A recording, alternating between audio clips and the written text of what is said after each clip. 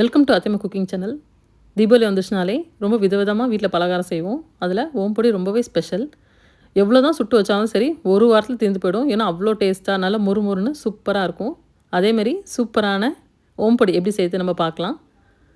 3 cup அளவுக்கு கடலை மாவு எடுத்துக்கோங்க. கடலை மாவு வந்து நல்லா ஜலிச்சிக்கலாம்.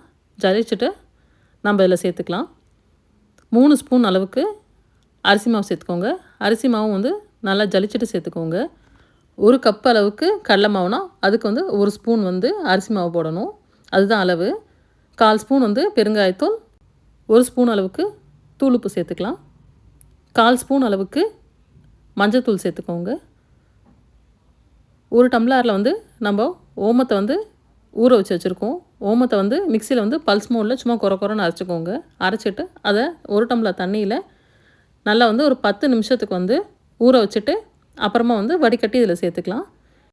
ஓமத்தோட வாசனை தான் வந்து ரொம்ப முக்கியம். அதனால் வந்து நம்ம ஓமத்தை வந்து தண்ணியில் கரைச்சி சேர்த்துக்கலாம். அப்படியே போட்டிங்கன்னா வந்து நம்ம வந்து புளியும் போது வந்து ரொம்ப அடைச்சி வரும். அதனால் வந்து தண்ணியில் ஊற வச்சு ஒரு 10 நிமிஷம் கழித்து வந்து வடிகட்டி இதில் சேர்த்துக்கிட்டிங்கன்னா ரொம்பவே சூப்பராக இருக்கும்.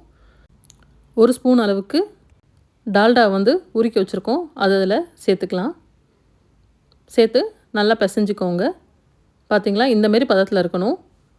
கையில் வந்து கொஞ்சம் பிசுப்பாக தான் வரும். கொஞ்சமாக வந்து தண்ணி தொட்டு பிசைஞ்சிங்கன்னா உங்களால் கையில் தொட வரும். முறுக்கச்சில் வந்து நம்ம ஓம்பொடி வச்சு வந்து மாற்றிக்கலாம். இந்தமாரி சின்ன சின்ன ஓட்டை இருக்கணும். அப்போ தான் வந்து நல்லா மெலிசாக சாப்பிட்றதுக்கு வந்து நல்லா க்ரன்ச்சியாக வரும். மாவை வந்து இந்த மாதிரி உருட்டி எடுத்துக்கோங்க. அச்சுக்கு ஏற்ற அளவுக்கு இதில் சேர்த்துக்கலாம். சேர்த்துட்டு லைட்டாக வந்து புழிஞ்சு பாருங்கள் எப்படி சூப்பராக பூ மாதிரி வருதுன்ட்டு. இப்போது அடுப்பில் எண்ணெய் நல்லா சூடாக இருக்குது ஹை ஃப்ளேமில். அதில் வந்து நல்லா அப்படி சுற்றி புழிஞ்சிக்கோங்க. எண்ணெயை வந்து நல்லா ஹை ஃப்ளேமில் வச்சுட்டு புழிங்க. அப்போ தான் வந்து எண்ணெய் குடிக்காமல் வரும். சிம்மில் வச்சுட்டு பண்ணிங்கன்னா வந்து வேகிறதுக்கு ரொம்ப லேட் ஆகும். அதனால் கொஞ்சம் ஹை ஃப்ளேம்லேயே வச்சுக்கோங்க. ஒரு சைடு வந்து நல்லா வெந்திருக்கு. பார்த்திங்களா, எண்ணெய் வந்து கொதிக்கிறது வந்து லைட்டாக வந்து கம்மியாக இருக்குது. இப்போ வந்து நம்ம இதை திருப்பி விட்டுக்கலாம். திருப்புறதுக்கு வந்து நல்லா இந்தமாரி வந்து வச்சுக்கோங்க. ஜல்லிக்கரண்டி வச்சிங்கன்னா உங்களுக்கு திருப்ப கஷ்டமாக இருக்கும்.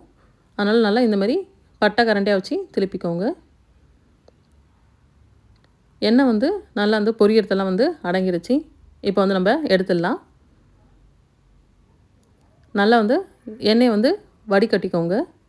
வடிகட்டிட்டு ஒரு பிளேட்டில் ஃபஸ்ட்டு எடுத்து வைங்க. எடுத்து வச்சுட்டு ஆறுனதுக்கப்புறம் வந்து நீங்கள் பாக்ஸ்குள்ளே வந்து ஸ்டோர் பண்ணிக்கலாம். சூடாக வந்து பாக்ஸை மூடினீங்கன்னா வந்து கொஞ்சம் நமுத்து போன மாதிரி ஆகிடும். அதனால் வந்து எண்ணெய் நல்லா வடிகட்டுறதுக்காக கொஞ்சம் நேரம் வந்து ஒரு தனி பிளேட்டில் வச்சுக்கோங்க. ஒரு கொத்து கருவேப்பிலை சேர்த்துக்கலாம். நல்லா எண்ணெயில் வந்து இந்த கரண்டியிலே போட்டுக்கிட்டிங்கன்னா நல்லா புரிஞ்சு வரும். நல்லா வந்து மொறுன்னு வரும். கருவேப்பிலையே நல்லா வந்து அதை டேஸ்ட்டை சூப்பராக எடுத்து கொடுக்கும். பாருங்கள், நல்லா மொறுன்னு வந்துருச்சு. இதை வந்து இது மேலே சேர்த்துக்கலாம். நல்லா கிறிஸ்பாக மொறுன்னு எப்படி சூப்பராக வந்திருக்கு பார்த்தீங்களா. கண்டிப்பாக வந்து நீங்கள் வீட்டில் ட்ரை பண்ணிட்டு எப்படி இருக்குன்னு சொல்லுங்கள். அவ்வளோதான், ரொம்பவே சூப்பரான ஓம்பொடி தயார்.